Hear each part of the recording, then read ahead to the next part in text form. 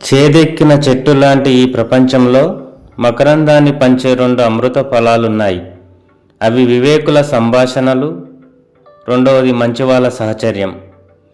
జీవితంలో అన్ని విషయాలు మనల్ని సంతోషంగా ఉంచలేవు. కొన్నిసార్లు మనం విచారంగా, మందబుద్ధితో ఉంటాం. ఈ పరిస్థితిలో మంచి మాటలు మరియు మంచి వాళ్ళ సహచర్యం మనకెంతో ఉపకరిస్తాయి. మృదువైన ఓదార్పుని ఇచ్చే మాటలు గాయపడిన మనసును స్వాంతనపరుస్తాయి.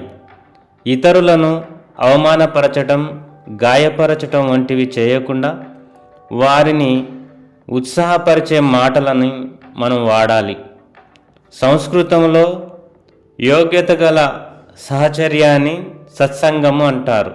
సత్ అంటే మంచి, సంగ్ అంటే నలుగురితో గడపడం.